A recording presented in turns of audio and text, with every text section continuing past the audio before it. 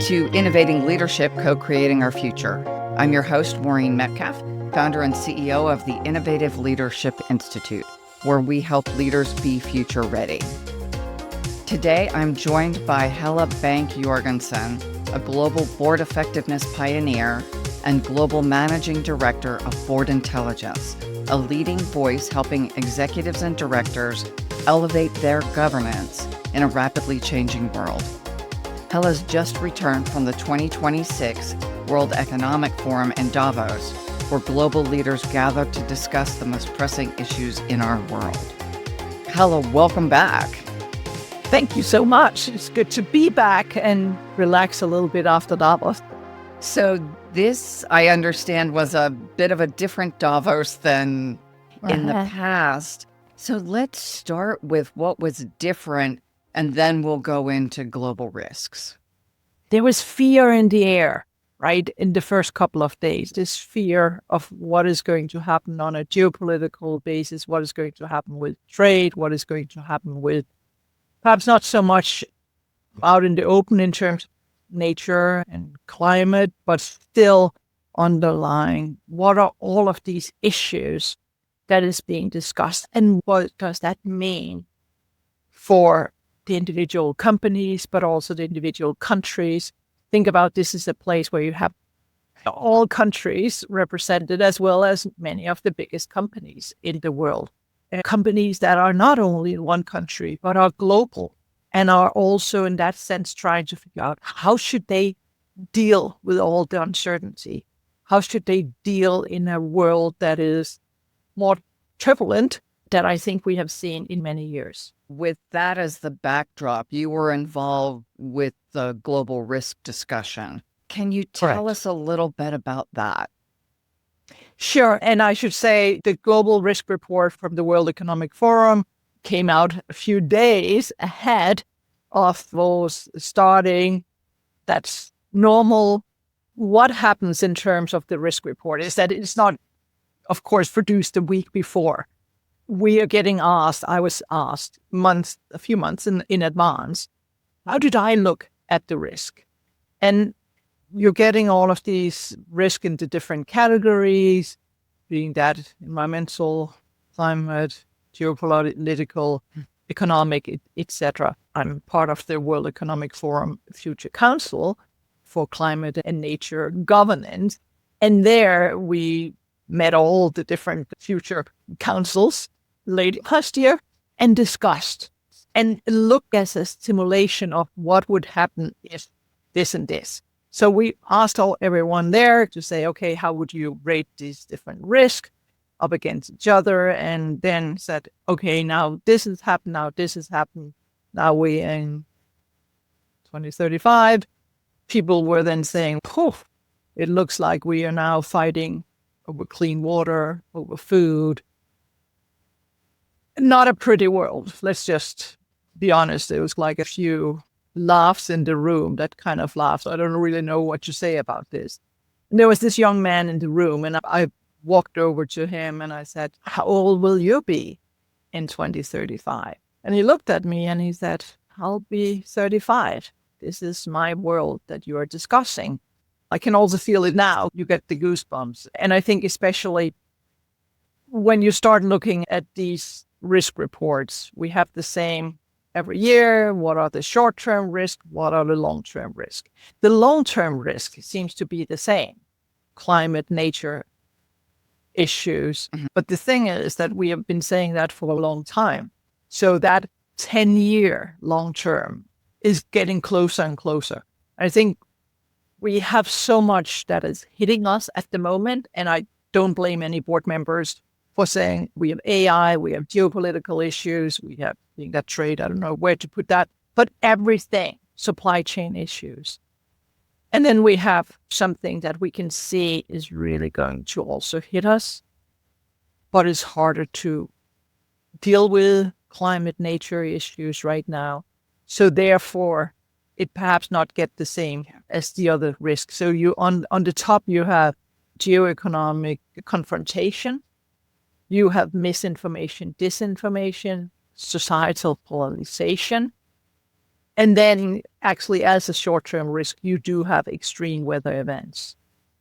And then all the way down to number 9, you have pollution. While if you look at the long-term risk, we start with extreme weather events. Number 2, biodiversity loss and ecosystem collapse. And then 3, critical change to Earth systems. It's pretty big things that are clearly not only going to impact the customer or the company and the customers for that side, but society as such, and therefore also countries and I guess all of us. Yes, so that was part of the fear, I think, but perhaps the geoeconomic confrontation, the disinformation, how AI is going to impact quantum technology, how that is going to impact, you name it. There's no lack of risk was part of that fear picture that I think we also saw a little bit of, and not so much love in the air as perhaps previous years. Was your sense that fear will spark action where people may not have taken the difficult steps before? I think, unfortunately, you're seeing at the moment that there are a lot that wait a bit to see what is going on, what's not going on. I wrote an article about that. Unfortunately, we're also seeing from a boardman point of view that we are waiting to get the best possible information. But by waiting, we perhaps wait so long. So what we were waiting for to discuss has already happened. So I think that is a risk that we're seeing at the moment. And I'm, of course, working with boards to prepare for how do we see what is coming, but also how do we prepare in order to have both a company that are as resilient as possible, but also a society that's resilient. Because as I say, we don't have the society being resilient. What will our company then do? But yeah, I think the other thing, Maureen, was Edelman and the Edelman Trust Barometer that revealed that 70% of people now distrust those with a different view. Think about it. 70%, if you and I don't have the same views, 70% will say, then I distrust everything you say. And that trust, where does that sit when we discuss in a boardroom? We don't have it in a committee. We don't really have it as part of anything, but it's now such an important part, because if you have a workforce that don't trust each other, if you have, and I think it was Richard Edelman that said it himself, if you have employees that don't really trust you, they perhaps show it by, as he said, walking slower to work. And what does that mean for productivity? What does that mean for innovation? What does that mean for actually being a company of choice?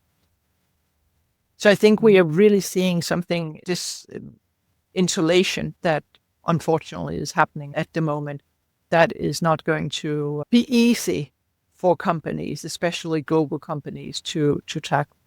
We interviewed some academic researchers about 5 years ago. I think the trust number was something like 50%. That trust number is declining and potentially rapidly. And to your point, if I don't trust, if I look around at people around me, even people I love, they have different religious views, different political views, different focuses, even if their values may be the same. And once I'm looking for differences, I don't see anyone that's the same, truly the same as me. So depending on how deeply we're looking, that could also promote the isolation. It could promote some of the radicalization because I feel alone. I'm looking for people like me. I'm now susceptible to behaviors and messaging that wouldn't have traditionally. I would have just settled into my family or my community or my workplace. not been indexing on I don't belong or I don't trust you. And so when we bring in the societal piece, it seems like we're even at greater risk of the decline that you talked about in 2035 if we don't take some very concerted action to collectively start to find that commonality or build the mechanisms to trust people who are different but trustworthy. You have people that are listening to the same news, that are going to the same event, that are hearing, even when you look at the algorithm in terms of what kind of news do you get on your feed, that will probably give you the news that you would like. If you go and ask your AI bot, many of us do not say, come on and give me like the opposite view. So it tells us what it expects us to want to hear, right? So we get into this that, what is right and what is wrong, that you have a very difficulty to unpack at the moment. Don't want to bring up the political, but I can tell you from where I'm sitting now in Denmark, there is a big sadness over all of the soldiers that have died. So there's a lot of hurt. There's a lot of fear. And I think we all need to bring a little bit more of our heart into the conversation and the care. And that's not easy when you're in a world where it's like more a win-lose situation than a win-win situation. And again, if you go back to then your boardroom, yes, we need to have all of these voices around. We need to have diversity of thought. We need to really understand what can hurt, but also what is the innovation for this company. And you don't bring that if you have people that are, only nodding to what everyone else says. You need to have that dialogue. You need to have the discussion around things. And you need to have the psychological safety to have that discussion. And I think that is what we start seeing being in short supply. One of the things that really strikes me as poignant is our work on developmental maturity, and leaders at these later stages have a bigger capacity for cognitive complexity, which we certainly need, but also the emotional capacity to hold more. I can hold pain. I can hold a different point of view. I can find a path forward, but on the other side also acknowledges the fear of, if this doesn't happen, I'm unsafe. And how do we select for board members and executives who have that capacity? And harder to select in the political arena when people are elected. So even if we were to select people who had that capacity, if voters are looking for win-lose, we are navigating from a corporate perspective. And to your point, some of these corporations are larger than some of our countries. Oh, yes. So yes.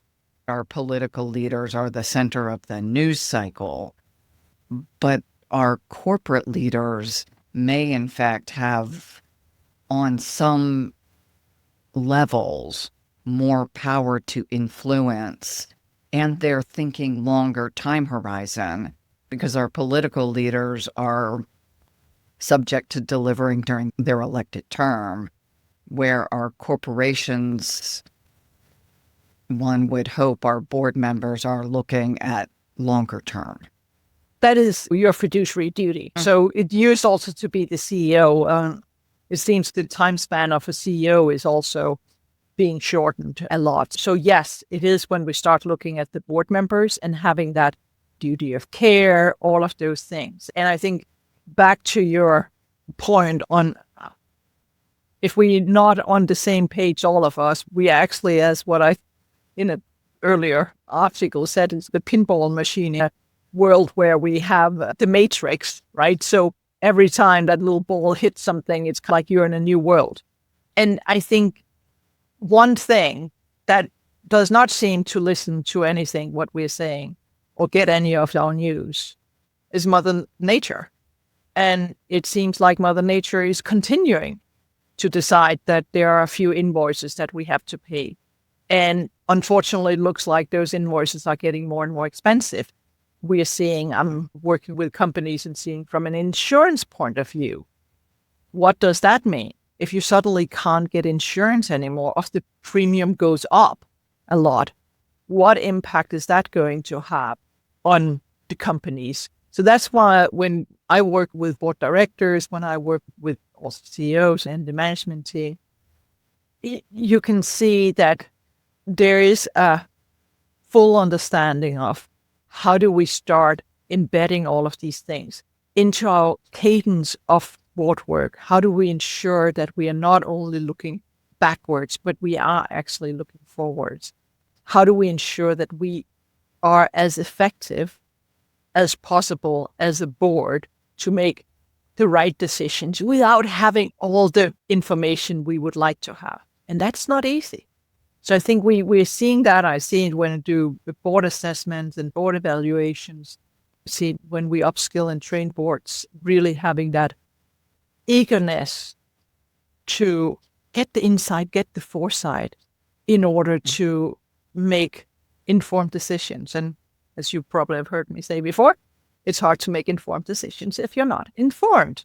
And it's harder to get informed, right? And especially have that view from all the different angles. Can you share a little bit with us about the board intelligence survey that was also recently released?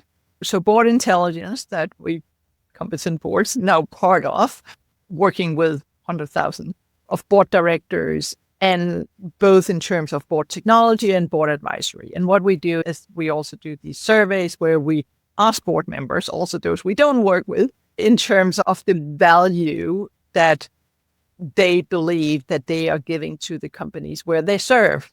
And that's another thing you have heard me say before, you do not sit on a board, you serve. And I think that is getting more and more important. And just to, again, we asked board members, and giving you a little bit of the stats from the survey for North America and UK, we also have from Middle East, but from the key finding in terms of our boards adding value, where we say that boards are leaving considerable value on the table. Only 33% of directors see their board as an essential tool for value creation.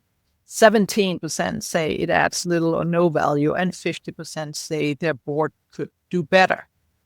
Our work is to help boards do better, but it's not only the boards, it's actually the company, and therefore the directors and the society that they are part of, that they are both getting their resources from, but also hopefully providing value to. Can you unpack that a little bit? What would need to be different to make a greater impact? Is it the board structure? Is it how they use information? Is it board advisor behavior? Help us understand, and specifically where I'm trying to get as we consider global risks, trust, fiduciary responsibility, and what 2035 looks like. How do we move the needle so the young man who will be 35 is not living in the world of Mad Max? Yeah, and so let's unpack that, because if it was easy, I would say, oh, we just need to do that. Then I think everyone would do it. So of course, there's different things here. And one would be for, of course, the board members, the directors, to be able to have candid discussion.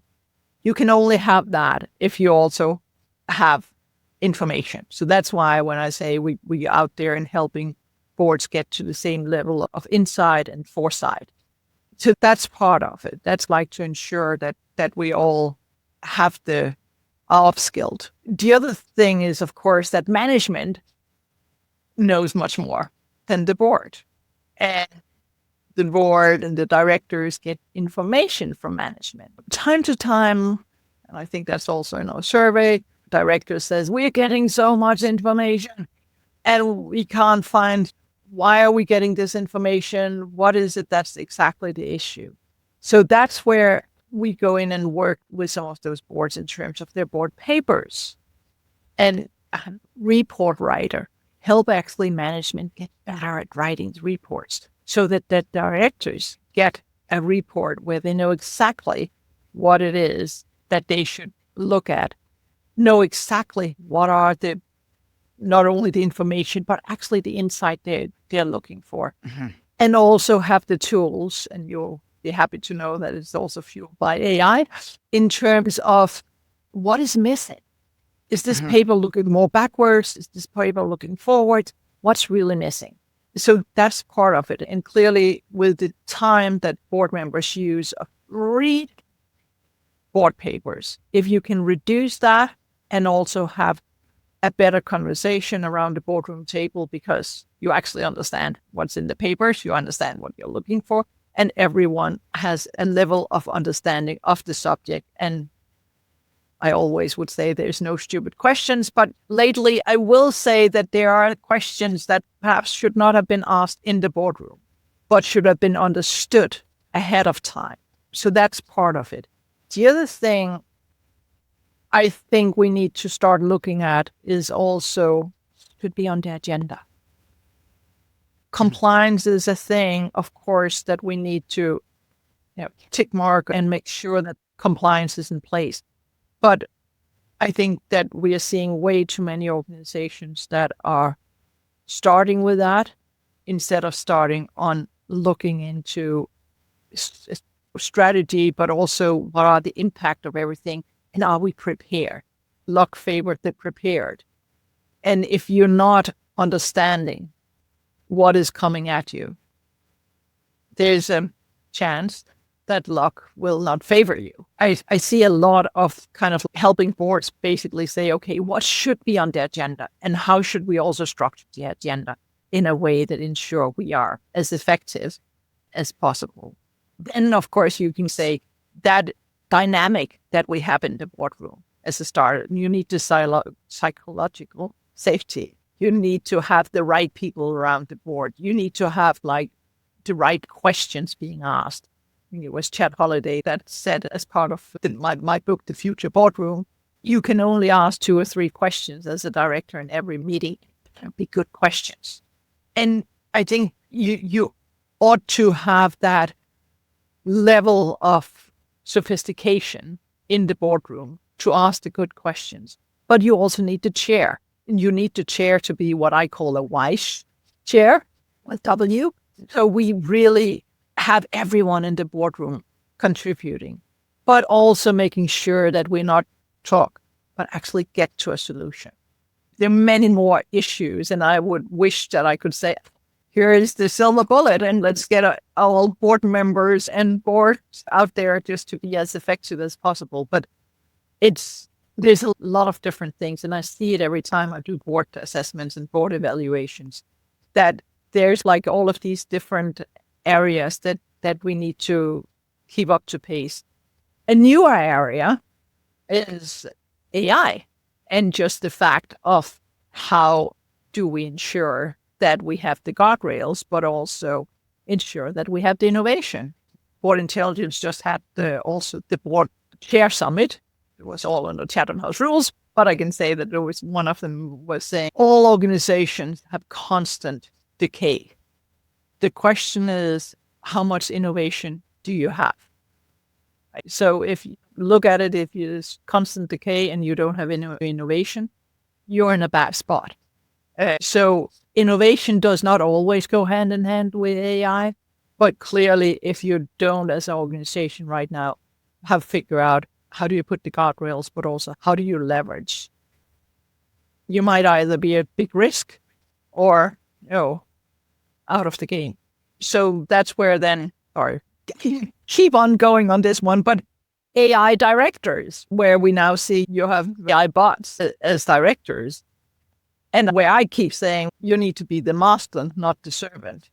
But that also make that we have that critical thinking and that we ask the question. So that most important role, I would say, that anyone can play, being a board member, being the chair, that takes so much more now than it did.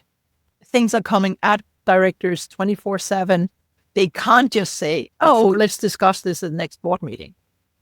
You need to have it on your fingertips right now. And you can't have that unless you have prepared. And then I'll stop, promise. The other thing is that I see a lot of boards at the moment that are looking at risks as almost like in silos, while in reality, risks are stacked. If there's a weather-related event, catastrophe, that's perhaps the time where those that would like to do a cyber attack figure out, oh, this is a good time to do it. That is probably also the time that something else will happen. Right? So you can't just say, how do I manage on one part? You need to look at how do you manage on all the different risks you have. And clearly the principles for the climate and nature governance that we released in Davos as well is some that can help on some of it. But I really think we need to look at all of those different risks and see how do we relate to it. And frankly, also, Maureen, in a world where many leaders are looking at somewhere in between peace and war, how do you act how do you prepare for that is another thing that I'm discussing at the moment with different leaders. I looked at the value chain report, and that one seemed very prominent. The idea that in our prior, more stable world, we could optimize for efficiency globally. And now we're optimizing for regional agility. So it's a completely different mental construct. And I can change my mental construct, but there's also a significant physical construct. So my investments, you talked about decay, it's hard balance sheet depreciation. And I may have to accelerate the depreciation so that I can begin building and deploying assets according to a different model. And that shapes the underpinning of our entire economic structure. And I think we aren't accounting for the volatility created by global leaders we'll just pause here. And this is a change to how we look at business and society overall for the next generation. That is so true. And keep in mind there that most of the investments that we do are not for the short term. They are for the long term. So that is why that role is so much more important now, and looking to see what world will we be in? Where do we build our factories? Yeah. Where do we employ people? And look out not only 2 or 3 years, but 20, 40, 50 plus, and ensure that we are not just building on something that will be a stranded assets, but actually on something that will be valuable. We've covered a lot. The fear at Davos, the reasons for fear, what's coming out of board intelligence. The thing I take away that's hopeful is, one, that we're acknowledging the global landscape. We're not sticking our heads in the sand. This, what it is, what's working, what's not working, and how do our governing bodies leading the largest corporate entities respond appropriately to ensure the greatest stability, the greatest value, the greatest impact for the population, for not just ourselves, but for the 35-year-olds, the 25-year-olds, the next generation. This is about leadership.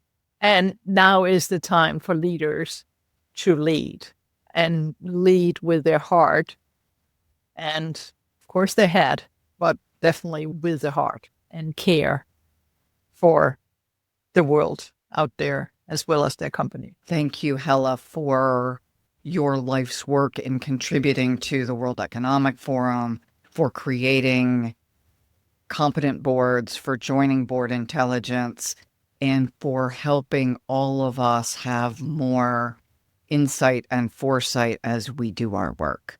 It's my pleasure. And as the Global Competent Boards Forum is out there and more people are actually going through the programs and getting that insight and getting the foresight and be part of the network so we can all be leaders and have a positive impact. To our listeners, thank you for joining. Thank you for your role as leaders in whatever capacity you do in our world. Your wisdom, your intelligence, your heart are required now as we navigate the complexity in our lives.